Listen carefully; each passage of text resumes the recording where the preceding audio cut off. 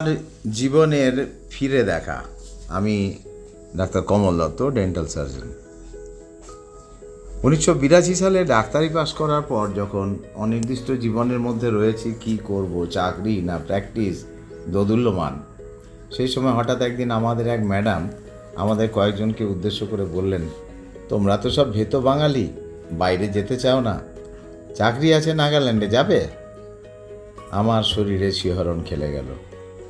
আমি ক্লাস 7-এ যখন পড়ি তখন স্কুলে একটা বই প্রাইজ পেয়েছিলাম, শৈল শিখরে নাগাভূমি। সেই বই পড়ে নাগাল্যান্ড দেখার বাসনা মনে জেগেছিল। ম্যাডামের কথায় আমি তখনই বলে বসলাম, আমি যাব। কোথায়, কার সঙ্গে যোগাযোগ করতে হবে বলুন। ডাক্তার রমেন রায় ম্যাডামের সহপাঠী, উনি তখন নাগাল্যান্ড হেলথ সার্ভিসে উঁচু পোস্টে আছেন কোহিমাতে। ওনার নাম ঠিকানা নিয়ে একটা চিঠি দিলাম। তখনকার দিনে তো যোগাযোগ ব্যবস্থা এত উন্নত মানের ছিল না। ডাক্তার রায় আমাকে একটা প্রত্যুত্তর দিয়েছিলেন যে এখানে এলেই চাকরি, ব্যাস। আমি লুফে নিলাম। তারপর যাত্রা শুরু। মাকে বোঝালাম, দাদা দিদিদের বোঝালাম, সম্মতি নিলাম, তারপর বেরিয়ে পড়লাম অজানার পথে। সেই নাগাল্যান্ড যা কিনা বাংলা ছাড়িয়ে আসাম ছাড়িয়ে। 13/1/1984। আমি এখন ডিমাপুরে, কাল সকালে কোহিমা যাব। ওখানে ভাগ্যে কি আছে কে জানে। আমার এখানে পৌঁছানোর কথা ছিল গতকাল, কিন্তু পৌঁছলাম আজ সকাল 10:30টায়। পুরো একদিন দেরি। এখানে লোকের কোনো ঠিক নেই, জায়গার কোনো ঠিক নেই, সময়েরও কোনো ঠিক নেই, আর ট্রেনেরও কোনো ঠিক নেই। কি বিভ্রান্তি! কত দুর্গম পথ যে না এসেছে সে বুঝবে না। গত 3 রাত্রি ঘুম হয়নি একটুও, চান করিনি, আর বাথরুমেও যায়নি। প্রচণ্ড শীতের মধ্যে জেগে জেগে রাত্রি কাটিয়েছি স্টেশনের প্ল্যাটফর্মে। আজ দুপুরে ডিমাপুরে একটা হোটেলে উঠেছি, নাম রাজপুত হোটেল। সেই হোটেলে বসে চিঠিটা লিখছি। আমার পাশে শুয়ে আছে একটি বিহারি গোবেচারা বন্ধু। ট্রেনে আলাপ, ওর সঙ্গেই গল্প করতে হচ্ছে। এমন বন্ধু যে তার নাম পর্যন্ত জিজ্ঞেস করিনি। ছেলেটা আমার সঙ্গ নিয়েছে আসাম থেকে, ডিমাপুর যাব একসঙ্গে, তাই। আর ও ভীষণ ভয় পাচ্ছে কিভাবে ওর গন্তব্যস্থলে পৌঁছবে। রাস্তায় আমারও ভীষণ ভয় লেগেছিল ডিমাপুর সম্বন্ধে। সবাই বলেছিল সন্ধ্যায় ডিমাপুরে কেউ বেরোয় না, কিন্তু এখানে এসে অতটা মনে হচ্ছে না। আর এখানে এসে শুনছি কোহিমা নাকি আরও বিপজ্জনক। ফেক তো কথাই নেই। ফেক মানে যেখানে আমার পোস্টিং হওয়ার সম্ভাবনা। তবে একটা কথা ঠিক, আমার আর কোহিমা যেতেও ভালো লাগছে না। এদিকে ফিরে যাওয়ার কথা চিন্তা করলে গত 3 রাত্রির কথা চিন্তা হচ্ছে। এদিকে গাদা গাদা টাকা পয়সা খরচ হচ্ছে, জিনিসের কি দাম, সব শুদ্ধ 950 টাকা এনেছিলাম, 150 টাকা খরচ হয়ে গেছে। অথচ গন্তব্যস্থল পৌঁছতে এখন অনেক দেরি। আজ রাত্রে ভালোভাবে ঘুমোবো, কাল সকালেই কোহিমার বাস ধরতে হবে। 16/1/84। আগের চিঠিতে লিখেছিলাম ডিমাপুর থেকে, আজ লিখছি কোহিমা থেকে। কোহিমার একটা নামি জায়গার রিগ্যাল হোটেলের 3 নম্বর রুম থেকে সকাল 8:16 জানালার পাশে বিছানার উপর বসে চিঠিটা লিখছি। একটু আগে বেগবাগান এবং খড়গপুরে চিঠি লিখেছিলাম। আগে চিঠিতে যে বিহারি ছেলেটার কথা লিখেছিলাম, সেই বিহারিটা পরশুদিন বিকেলে আমার সঙ্গে এসে হোটেলে উঠেই আবার চলে গেছে ফিরে। ওর আর ভাইয়ের কাছে যাওয়া হলো না। ছেলেটা একেবারে ঘাবড়ে গেছে। গত শনিবার 14/1/84 সকালে 8:30টায় একটা ট্রাকে করে, ওখানে বলে টাটা, বেলা 11:10 এখানে পৌঁছেছি। উঠে সোজা এই হোটেলে খাওয়া দাওয়া করেই গেলাম এখানে ডাক্তার রমেন রায়ের বাড়িতে হেঁটে। আমি একা গিয়েছিলাম। ডাক্তার রায় খুব ভালো লোক। ওনার বাড়িতে চা, এগ, টোস্ট খাওয়ালেন, পরে ওনার গাড়িতে করে হোটেলে ছেড়ে দিয়ে গেলেন। হোটেলে এসেই দেখি বিহারিটা আমার আর ডাক্তার রায়ের পা জড়িয়ে ধরছে। ওর খুব ভয় লেগেছে হোটেলে একলা থেকে। আমি কেন ওকে আমার সঙ্গে নিয়ে যাইনি। ও নাকি 3 ঘন্টা ধরে খুব কেঁদেছে। আমি ওকে যেতেই বোঝাই, ও কিছুতেই, যতই বোঝাই ও কিছুতেই শুনবে না। শেষে ওকে ভয় দেখালাম যে এখানে এখন ফিরে গেলে রাস্তায় ওকে কেউ অন্য কোথাও নিয়ে চলে যাবে আর মেরেও ফেলতে পারে, বা টাকা পয়সা ঘড়ি ছিনতাই করে নেবে। কিন্তু কে কার কথা শোনে। অগত্যা আমাকে শনিবার রাত একলা থাকতে হলো। 17/1/1984 সকাল 7টার সময় ঘুম থেকে উঠে হোটেলের বাইরে দাঁড়িয়ে তখন আর একটা কাশ্মীরি ছেলের সঙ্গে আলাপ। আমি ডাক্তার শুনে ওর আমাকে খুব খাতির করছে। ও এখানকার মিলিটারিতে চাকরি করে।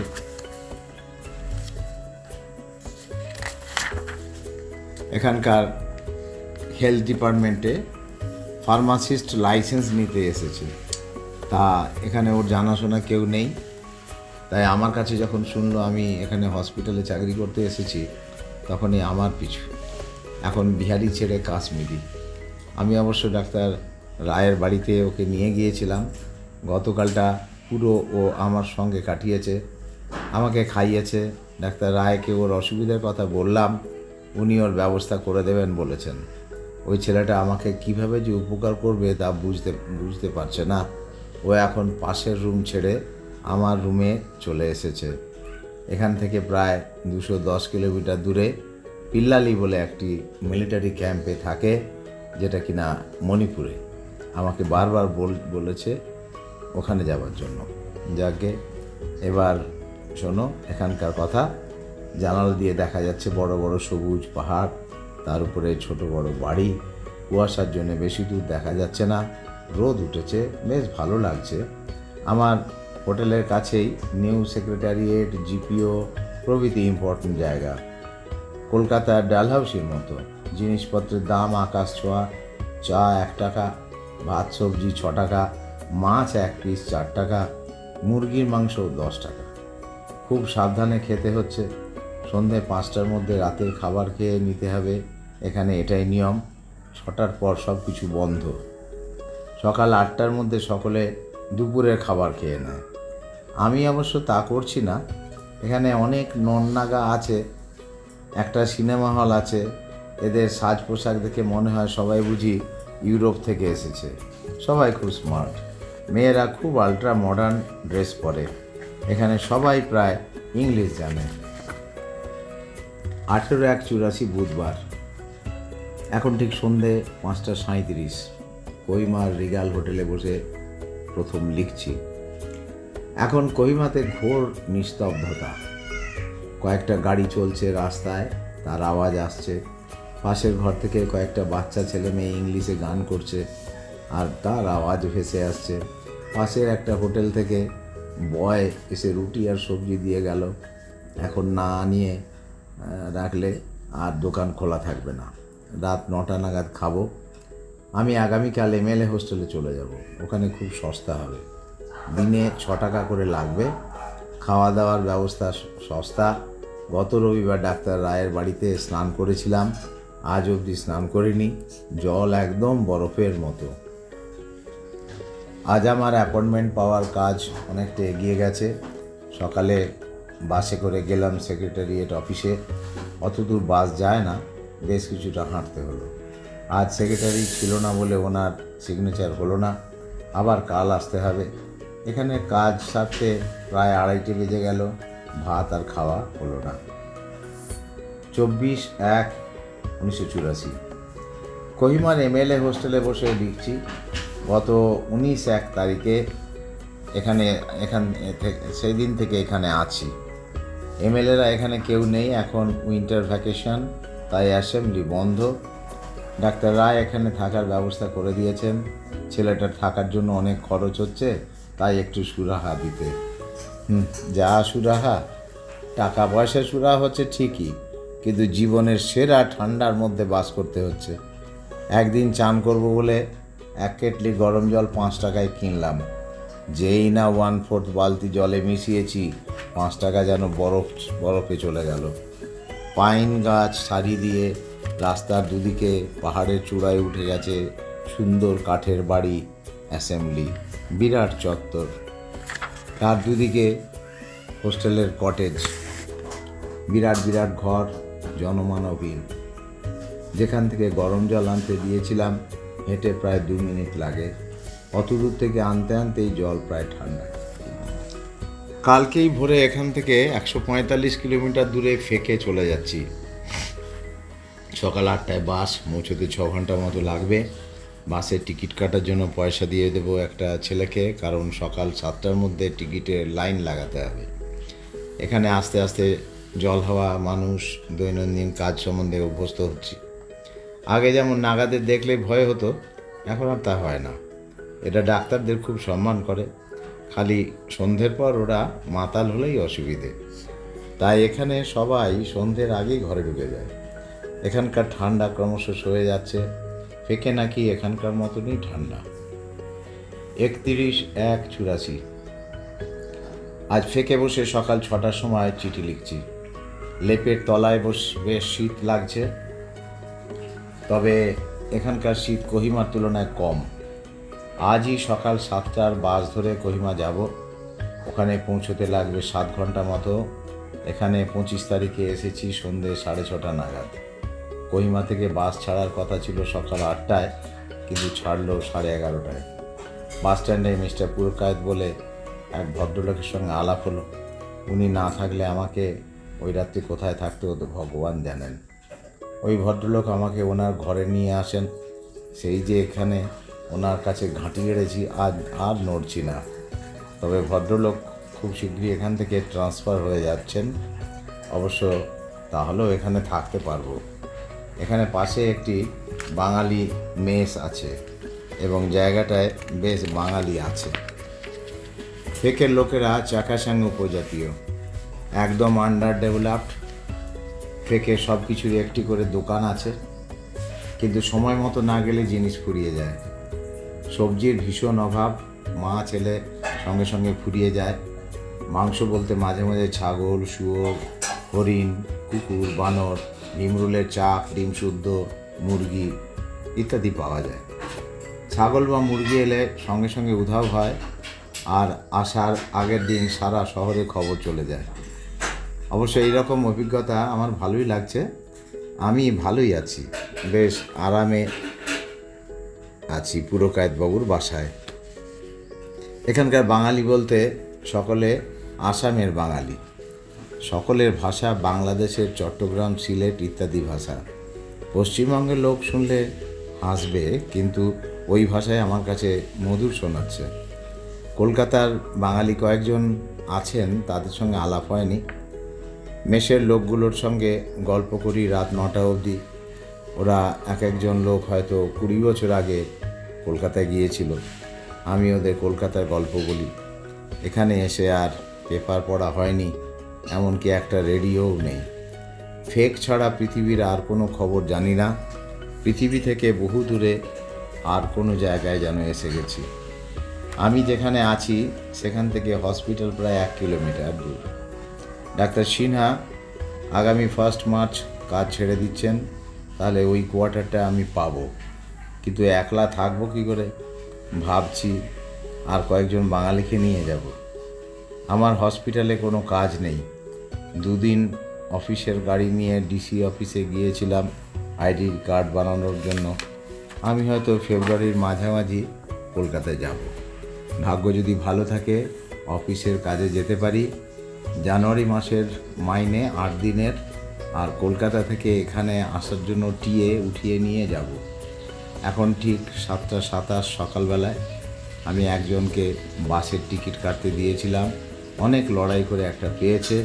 বাসের একদম শেষের সিট, ডান দিকে জানালার পাশে। আমার পাশে দুটো 14-15 বছরের নাগা মেয়ে বসে আছে। বসতে খুব ভয় করছে। এখানে এসে খুব স্বাভাবিক আছি। আমি আসার ফলে এখানে খুব শোরগোল পড়ে গেছে। একজন নতুন ডাক্তার এসেছে। সকলে এসে আমার সঙ্গে হ্যান্ডশেক করছে আর বলছে ও না জানে তো, অর্থাৎ জানলে পর আগেই আলাপ করতে আসতো। কোহিমার মতো এখানকার ছেলেমেয়েরা অতটা অ্যাডভান্স নয়। টাউন বলতে 500-600 বাড়ি, প্রায় 1000-3 লোক আছে। সব বাড়ি প্রায় অফিস বা কোয়ার্টার। লোকাল লোকের আবাস খুব কম। 1973 সালে এটা ডিস্ট্রিক্ট হয়েছে, আস্তে আস্তে ডেভেলপ হচ্ছে। এটা হচ্ছে নিউ ফেক, একটু দূরে আসল ফেক বলে, মানে ওল্ড ফেক যে জায়গাটা আছে, এই একদম গ্রাম। এখানে 2টো সিনেমা হল আছে, দুটোই মিলিটারি বা পুলিশের, মানে নাগাল্যান্ড আর্ম পুলিশ বা এনএপির। গত পরশু রবিবার মেসের সকলে মিলে একটা বাংলা বই দেখতে গিয়েছিলাম, ভোলা মায়েরা। বইটা আগে দেখিনি কোনো দিন। কি ভাবতে পেরেছিলাম ফেকে এসে বাংলা বই দেখব। সিনেমা হলটা একদম কাঁচা, তবে বসবার সিটগুলো ভালো। এনএপির হল, এনএপির কমান্ড্যান্ট একজন বাঙালি, তাই বাংলা বই এসেছিল খালি রবিবারের জন্য। তবে বেশি লোক আসেনি, 30-40 জন আমাদের নিয়ে। এখানকার বাঙালিরা ভালো সাড়া দিল না। বাস ছাড়ার কথা ছিল 7টায়, কিন্তু ড্রাইভার বাসটা ঠিকঠাক করে নিচ্ছে। দিনে একটা বাস ছাড়ে কোহিমার, রবিবার কোনো বাস চলে না। তবে মঙ্গল, বৃহস্পতি, শনি আর একটা করে বাস ছাড়ে ডিমাপুর ভায়া কোহিমা। আমি ওই ডিমাপুরে বাসে চেপে আছি। এটা নাকি তাড়াতাড়ি যায়। সেদিন আমার আসার সময় বাসটা অনেক জায়গায় দাঁড়িয়েছে। স্টপেজগুলোর নাম শুনবে: ছিজামা,